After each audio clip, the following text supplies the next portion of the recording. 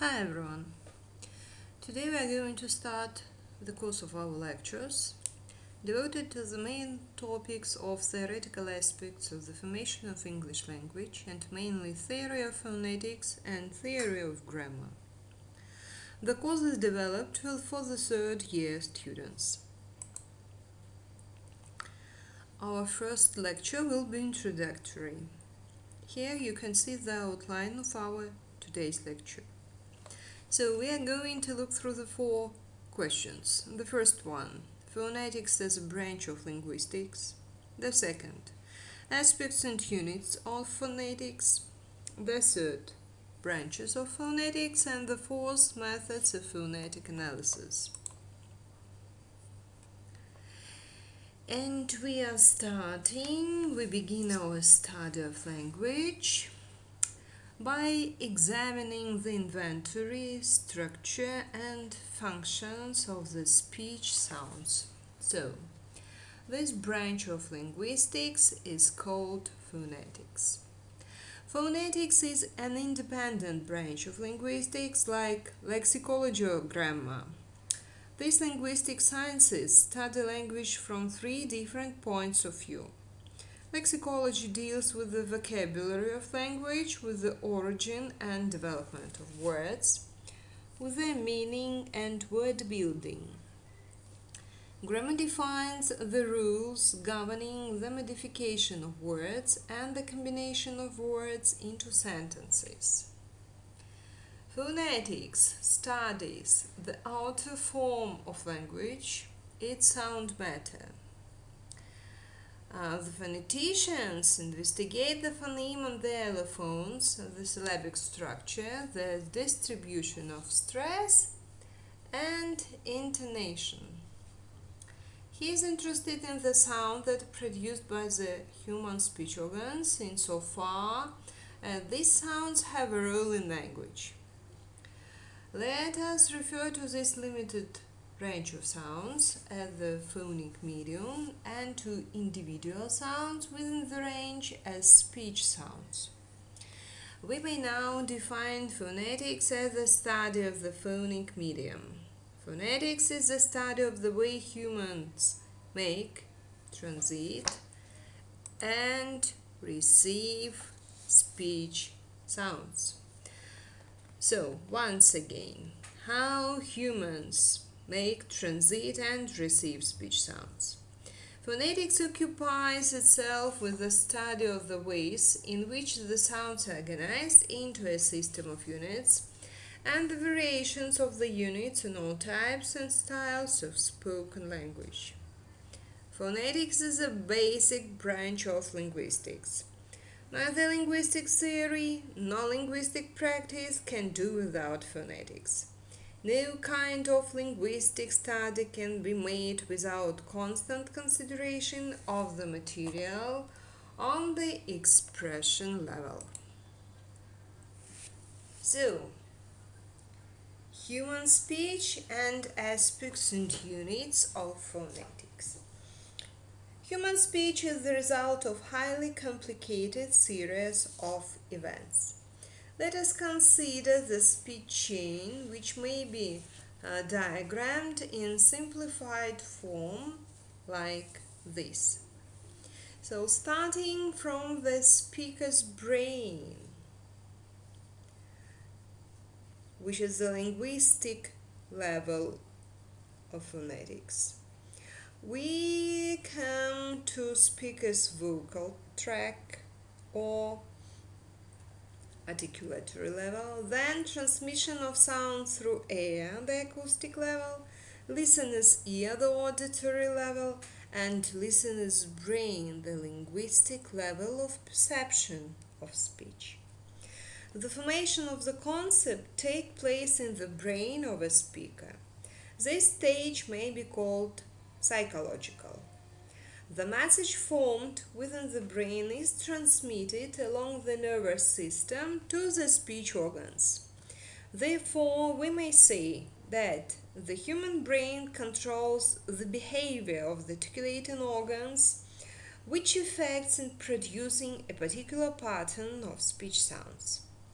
The second stage may be called physiological. The movements of the speech apparatus disturb the air stream, thus producing sound waves. Consequently, the third stage may be called physical or acoustic. Further, any communication requires a listener as well as a speaker. So the last stages are the reception of the sound waves by the listener's hearing psychological apparatus, the transmission of the spoken message through the nervous system to the brain, and the linguistic interpretation of the information conveyed. The sound phenomena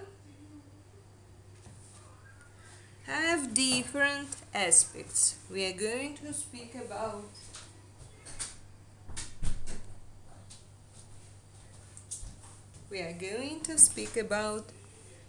each of them. So, the first one, the articulatory aspect. The second, the acoustic aspect, the auditory or perceptive aspect, and the functional linguistic aspect. Now it is possible to show the correlation between the stages of the speech chain and the aspects of the sound matter. So articulation comprises all the movements and positions of the speech organs necessary to pronounce a speech sound. According to their main sound-producing functions, the speech organs may be divided into the following four groups. The power mechanism, the vibration mechanism, the resonator mechanism, and the abstraction mechanism. The functions of the power mechanisms consist in the supply of the energy in the form of the air pressure and in regulating the force of the air stream. The power mechanism includes the diaphragm, the lungs, the bronchi, the windpipe or trachea, the glottis and the supraglottal cavities enter into the power mechanism as part of the respiratory tract. The vibration mechanism consists of the larynx or voice box containing the vocal cords. The most important functions of the vocal cords is their role in the production of voice. The pharynx, the mouth, and the nasal cavity functions as the principal resonators, thus constituting the resonator mechanism. The abstraction mechanism, the tongue, the lips, the teeth, and the palate, forms the different types of the abstractions. The acoustic aspect studies sound waves. The basic vibrations of the vocal cords over their whole length produce the fundamental tone of voice. The simultaneous vibrations of each part of the vocal cords produce special tones, overtones, and harmonics. The number of vibrations per second is called frequency. Frequency of basic vibrations of the vocal cord is the fundamental frequency. Fundamental frequency determines the pitch of the voice and forms the acoustic basis of speech melody. Intensity of speech sounds depends on the amplitude of vibration. The auditory or sound perception aspect, on the one hand, is a physiological mechanism. We can perceive sound waves within a range of 16 to 20,000 Hz, with a difference in 3 Hz. The human ear transforms mechanical vibrations of the air into nervous and transmits them to brain. The listener's ear, the acoustic features of the fundamental frequency, formant frequency, intensity, and duration in terms of perceptible categories of pitch, quality, loudness, and length. On the other hand, it is also a physiological mechanism. The point is that repetitions of what might be heard at the same utterance are only coincidentally, if ever acoustically, identical. Phonetic identity is a theoretical ideal. Phonetic similarity, not phonetic identity, is the criterion with which we operate in the linguistic analysis. Functional aspect. Phonemes, syllables, stress, and intonation are linguistic phenomena. They constitute meaningful units, morphemes, words, word forms, utterances. Sounds of speech perform different linguistic functions. Let's have a look, or maybe haven't. Okay, have a look further. So, the phonetic system of language is a set of phonetic units arranged in an orderly way to replace each other in a given framework. Phonetics is divided into two major components, or systems. Segmental phonetics, which is concerned with individual sounds, for example, segments of speech, and suprasegmental phonetics, dealing with the larger units of connecting speech, such as syllables, words, phrases, and text. Segmental units are sounds of speech, vowels and consonants, which form the vocalic and consonantal system. Suprasegmental or prosodic units are syllables, accentual, rhythmical units, intonation groups, utterances, which form the subsystem of pitch, stress, rhythm, tempo, and pauses. Now we can define phonetics as a branch of linguistics that studies speech sounds in the broad sense, comprising segmental sounds, suprasegmental units, and prosodic phenomena: pitch, stress, tempo, rhythm, and pauses. So, let us consider the full components of the phonetic systems of language. The first and the basic component of the phonetic structure of language is the system of its segmental phonemes, existing in the material form of the allophones.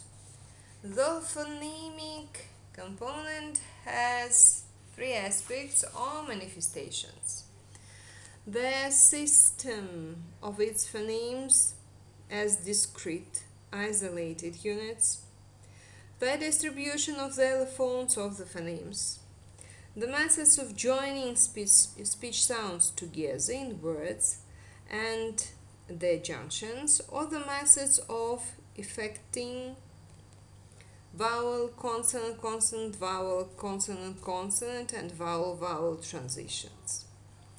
The second component is the syllabic structure of words. The syllabic structure has two aspects which are inseparable from each other: syllable formation and syllable division. The third component is the accentual structure of words as items of vocabulary, for example, as pronounced in isolation. The accentual structure of words has three aspects: the physical, acoustic nature of word accent, the position of the accent in disyllabic and polysyllabic words, the degrees of word accent. The fourth component of the phonetic system is the intonational structure of utterances. The four components of the phonetic system of language, phonemic, syllabic, accentual, and intonational, all constitute its pronunciation in the broad sense of the term.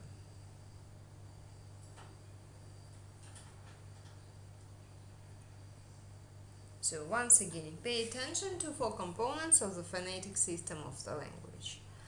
So the segmental phonemes, existing in the material form of the allophones, syllabic structure, accentual structure, the intonation. So, four components of the phonetic system of English constitute its pronunciation. When speaking about the branches of phonetics, what should we know? We know that the phonic medium can be studied from 4 points of view: the articulatory, acoustic, auditory, and the functional. We may consider the branches of phonetics according to these aspects. So, articulatory phonetics is the study of the way the vocal organs are used to produce speech sounds. Acoustic phonetics is the study of the physical properties of speech sounds. Auditory phonetics is the study of the way people perceive speech sounds. Of these three branches of phonetics, the longest established and until recently the most highly developed is articulatory phonetics. For this reason, most of terms used by linguists to refer to speech sounds are articulatory in origin. Phoneticians are also interested in the way in which sound phenomena function in a particular language. In other words, they study the abstract side of the sounds of language. The branch of phonetics concerned with the study of the functional linguistic aspect of speech sounds is called phonology. By contrast with phonetics, which studies all possible sounds that the human vocal apparatus can make, phonology studies only these contrasting sounds, which make differences of meaning within language. Besides the four branches of phonetics described above, there are other divisions of the science. We may speak of general phonetics and the phonetics of a particular language, special or descriptive phonetics, for example. General phonetics studies all the sound producing possibilities of the human speech apparatus and the way they are used for purpose of communication. The phonetics of a particular language studies the contemporary phonetic system of the particular language, in other words, the system of its pronunciation, and gives a description of all the phonetic units of the language. Descriptive phonetics is based on general phonetics. The linguists distinguish into historical phonetics, whose aim is to trace and establish the successive changes in the phonetic system of a given language or a language family at different stages of its development. Historical phonetics is the part of the history of language. Closely connected with historical phonetics is comparative phonetics, whose aims are to study the correlation between the phonetic systems of two or more languages and find out the correspondences between the speech sounds of kindred languages. Phonetics can also be theoretical and practical.